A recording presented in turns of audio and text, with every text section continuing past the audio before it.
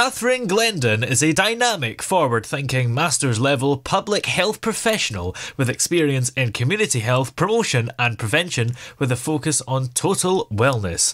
And she's on the line with us here just now. Happy New Year. Happy New Year to you. Of course, at the New Year, a lot of people are thinking about New Year's resolutions, and they don't always work, do they? Well, 80% of people who try to start a New Year's resolution, such as flossing or working out more, tend to lose their passion and revert back to their habitual behavior by the end of February. Wow, that's actually a lower percentage than I would have thought. I would have thought very much closer to 100% of people, because you only ever hear about the people that give up, don't you? Yeah, we only hear about the majority of the people that give up. You don't hear about the people who floss every day, starting January 1st this year.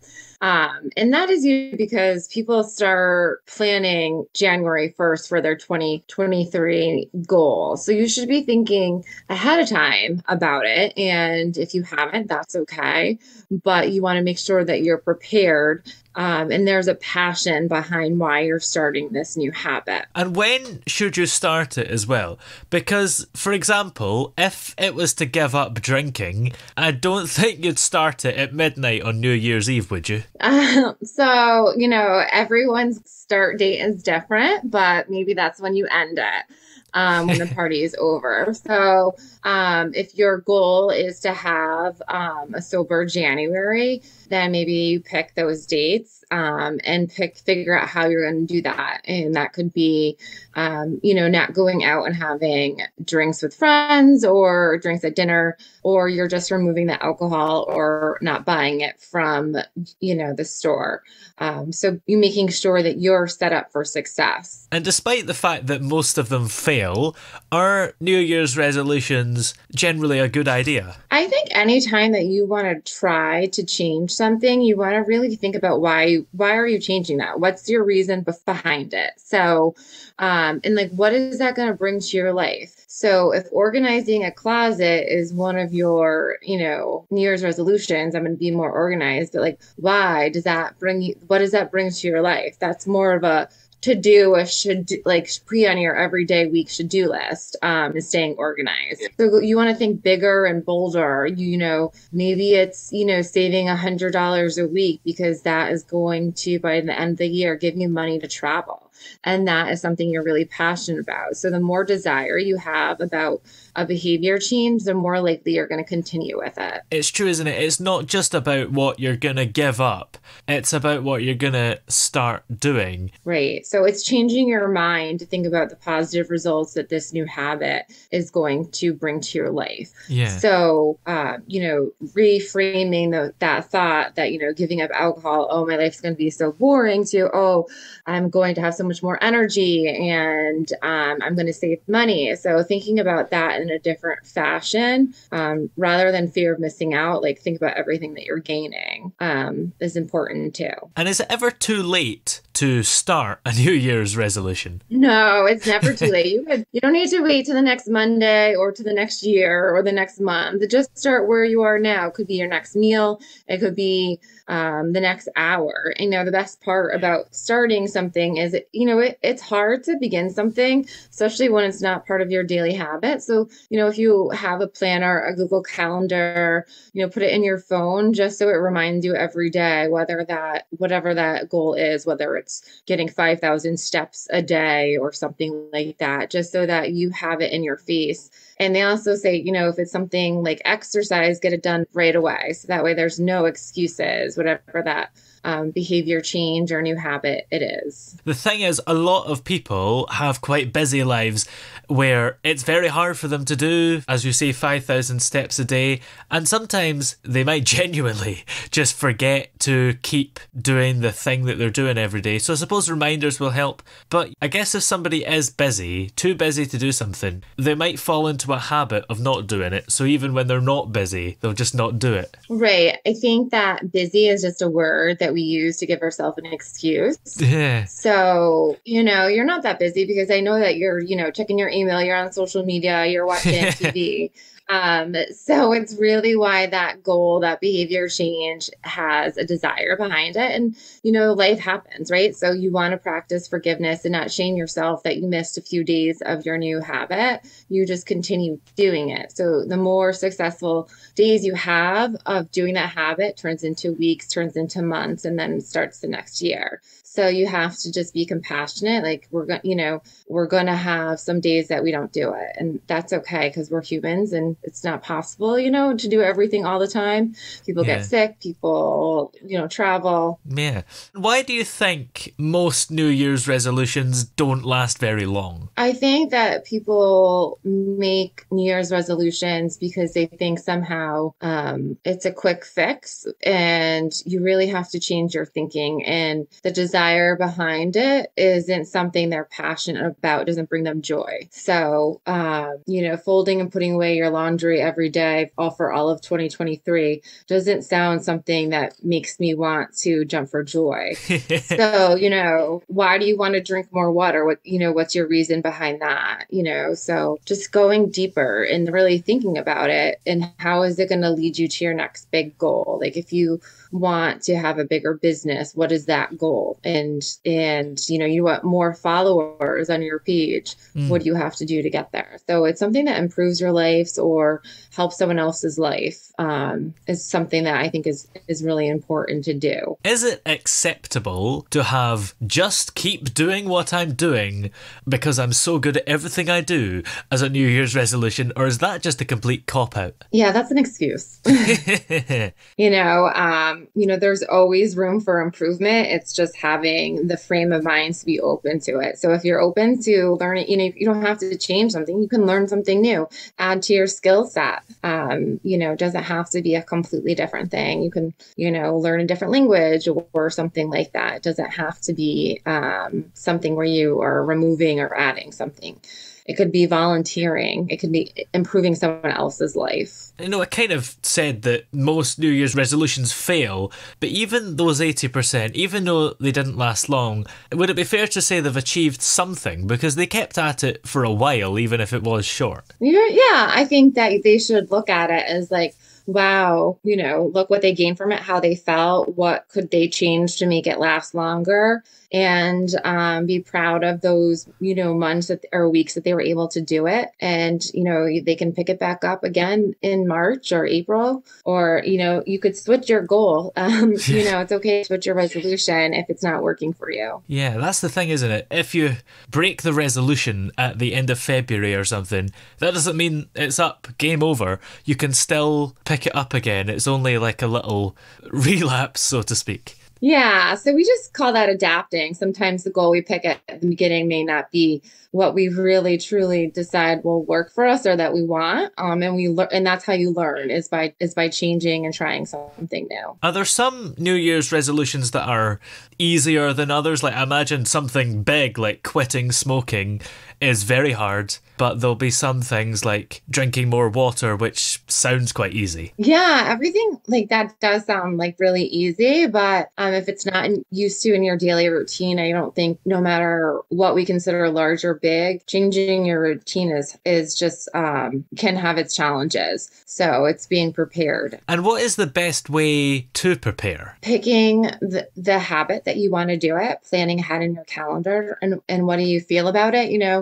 Doing some morning work about any thinking when you get up or before you go to bed, like what do you need to do to be successful at that new habit or that new goal tomorrow? And what are you so grateful that you did today for it? So if it's something like working out, making sure you have the membership or the equipment to do that before you start your goal, because you can't really do that without it, or you have a subscription to something. So in really understanding, looking outwards, how is that going to make you feel in the future? Why you don't need to know how, just start. You just have to start with the first step, the first day, because it can seem so overwhelming and you just keep doing it. Yeah. Now, I don't know what it's like in your country, but right now we've got a bit of a cost of living crisis. And I think a lot of people this year are probably going to go with the resolution to try and save more money. And they've maybe been doing that anyway, but it's a big thing at the moment, I guess. Yeah, we were seeing a lot of prices increase here. So saving money, just looking at where, tracking it, like, track your what you're spending and look at it for a week and see where you can cut things out. And sometimes we spend frivolous money on, coffee that we buy out or little odds and ends that we pick up for food or beverage. And, really using what you have at the home and understanding what you need for the week for groceries and bills. So eating healthy, like frozen vegetables are so good, so it's hard to save money, but if you really want to, just put a couple dollars away each day. You put $1 away each day, there's over $300. Yeah, I suppose if you are doing something like cutting down on drinking or trying to quit smoking, that can save you money as well as a result of that. Yes. And you want, it's always good to have an accountability partner too. So if you're doing a big habit change like that, maybe have a friend or do it with you or someone to you can reach out to when you're feeling the need to kind of quit the habit. Yeah. The new habit. And what would your advice be for people who maybe can't afford things like gym memberships and some other resolutions where it costs money to do? Things that don't cost money to do would be walking. You could walk around your neighborhood. That doesn't do anything, cost anything, as well as doing workouts at home that you can find from the internet or going to the library and see what they have. They have, in our country, we have access to that, have gym workouts or it's just kind of figuring out what works for you. You can use water bottles as weights, cans of foods as weights, cat litter as weights. So you gotta just be a little bit more creative. Cat litter, that's a really good weight because that's really heavy, isn't it? That's a nightmare trying to get that. It's really heavy. Yeah. So there you go. There's your tip for 2023. Yeah. And why do you think so many people don't bother with New Year's resolutions? I think that they have this thinking that they'll never succeed, so why try? And so, you have to change your mindset to, yes, you can, show up as a person that you want to be with that goal achieved every day. What would that person do? They would do it. Have calendar integrity. You said you're going to do this on this day at this time, so just focus on that at this moment. And what is it that interests you so much about New Year's resolutions? I like to see what people choose, and it gives me a time to reflect to say, okay, when I'm, looking back in December in, a year, what do I want to be proud that I have accomplished? And then what do I have to do now as a milestones to get there? So that's what I like about it, because you can really see a difference if you stick with it. But, I've been there. We have all quit New Year's resolutions. So I'm not like, I've done it too, where I've stopped in mid-January, but, you pick back up and you start going, just like with anything else. If you don't mind saying, what New Year's resolution or resolutions are you going for this year? Oh, that's a good one. So I'm going to try to put away, $20 a week and cut back on probably all the coffee that I buy out on my way to work. That's an interesting one because coffee on the way to work doesn't sound like much, but it adds up over time. And I guess New Year's resolutions are all about the long-term effect. That's right. So, things like that pay off at the end if you can be patient enough, or, you can even do a 6-month check-in, see how much money you saved to reward yourself for going that much and then keep going.